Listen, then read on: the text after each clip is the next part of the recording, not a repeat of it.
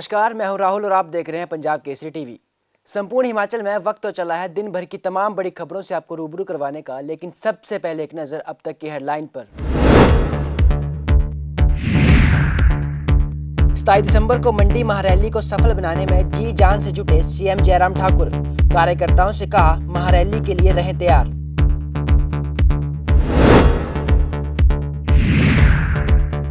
कांग्रेस नेता कौल सिंह ठाकुर ने भाजपा पर कसा तंज। कहा, 4 साल में नहीं हुए कोई विकास कार्य, भ्रष्टाचार से किया जा रहा है समझौता। बिलासपुर के एक सरकारी स्कूल के 23 छात्र आए कोरोना पॉजिटिव। सभी संक्रमित बच्चों को किया गया होम आइसोलेट। मचा हड़कंप। क्रिसमस और नए साल के जश्न के लिए सैलानी पहुंच रहे शिमला। नहीं कर रहे कोरोना नियमों का पालन, प्रशासन हुआ सख्त। और ऊना के एग्रीकल्चर सोसाइटी के दस्तावेजों पर बाहरी व्यक्ति को गलत तरीके से दिया गया 4 करोड़ का लोन। विजिलेंस ने कांगड़ा बैंक मैनेजर के खिलाफ मामला किया दर्ज।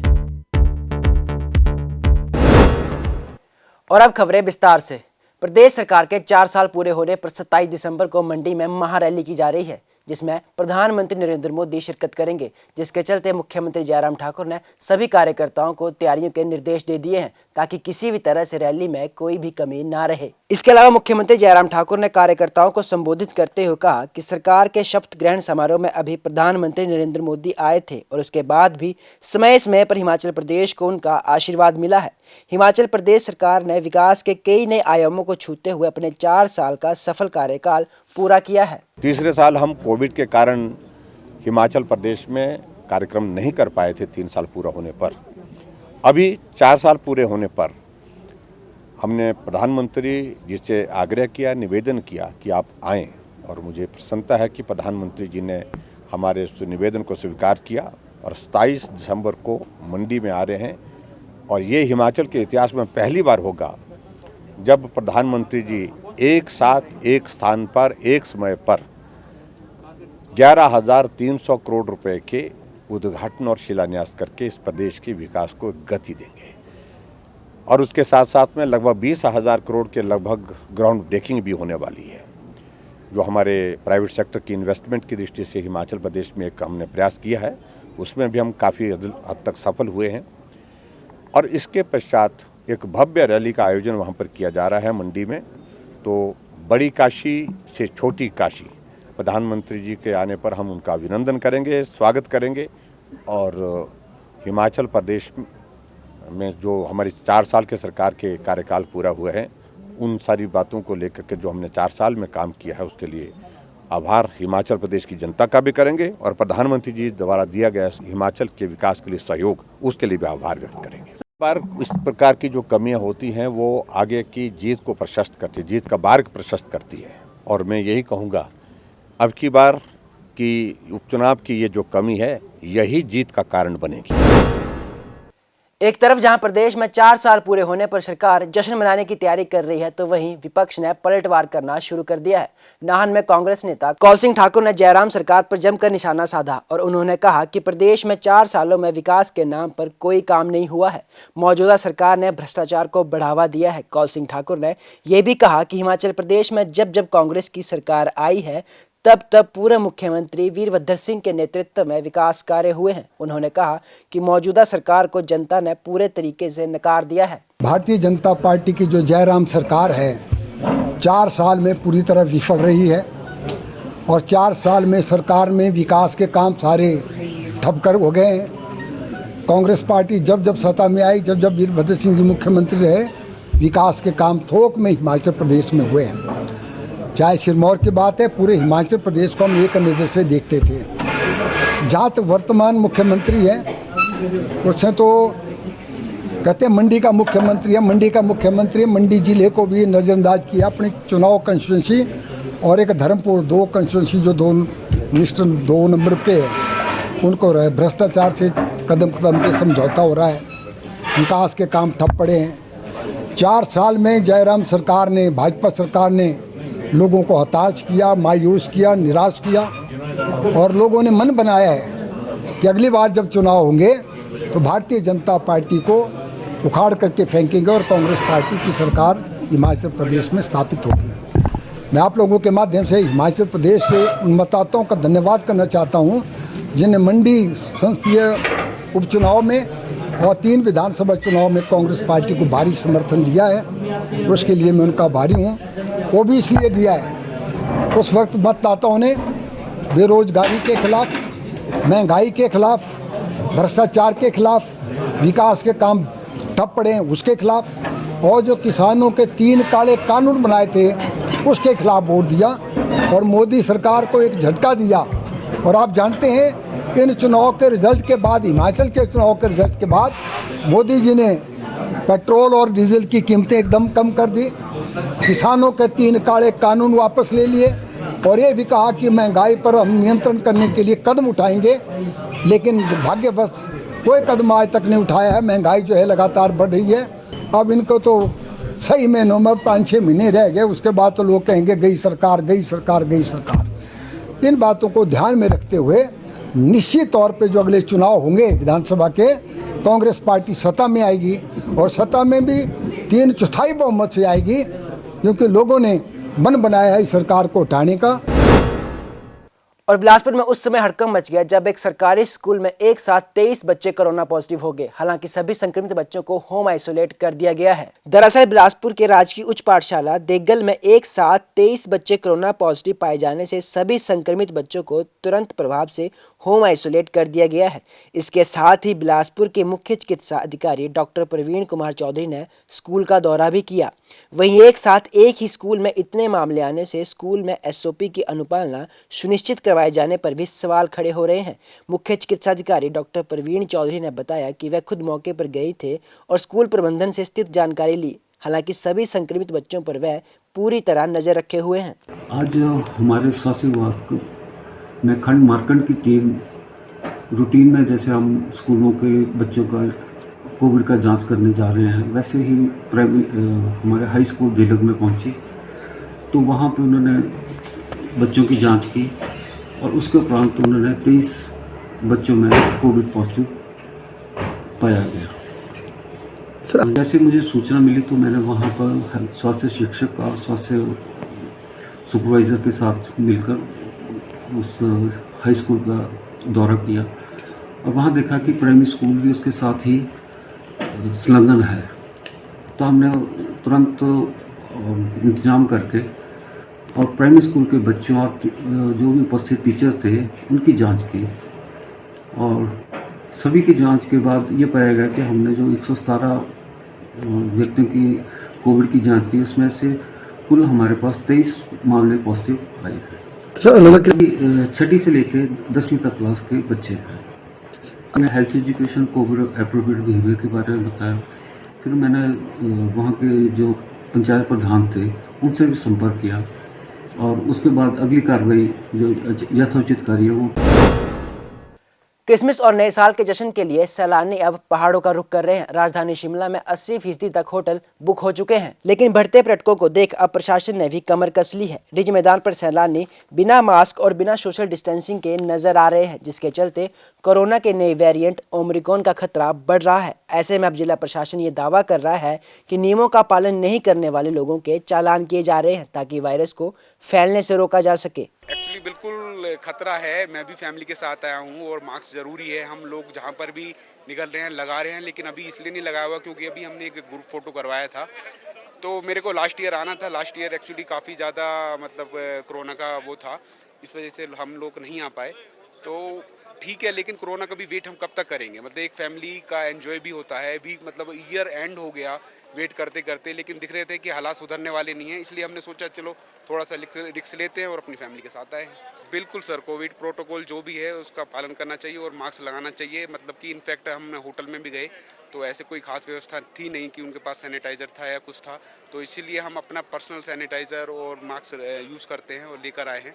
बिल्कुल हमें जो है प्रोटोकॉल का पालन करना चाहिए। आपने मास्क भी नहीं लगाया है? मास्क नहीं लगाया है वो मैं मानता हूँ, लेकिन अभी वो वेरिएंट इतना आया नहीं है इंडिया में, और अगर वो स्प्रेड होता है तो उसके हिसाब से प्रिकॉशंस लेंगे। टाइम टू टाइम जो भी रहेगा सारे उसके केयर करेंगे। मास्क है, दूरी है, जो भी सारे प्रिकॉशंस है वो सारी चीज़ें हम अप्लाई करेंगे। इसके मामले सामने आ रहे हैं, लेकिन उसके मामले की जगह नेगेटिव भी आए हैं, और जो सब जिन लोगों ने वैक्सीन नहीं ली है उनके लिए ज़्यादा नुकसान है। मैं यही अपील करूंगा देशवासियों से कि सभी सेकेंड डोज भी लें। कई लोगों ने फर्स्ट ही लिया है, सेकेंड नहीं लिया है।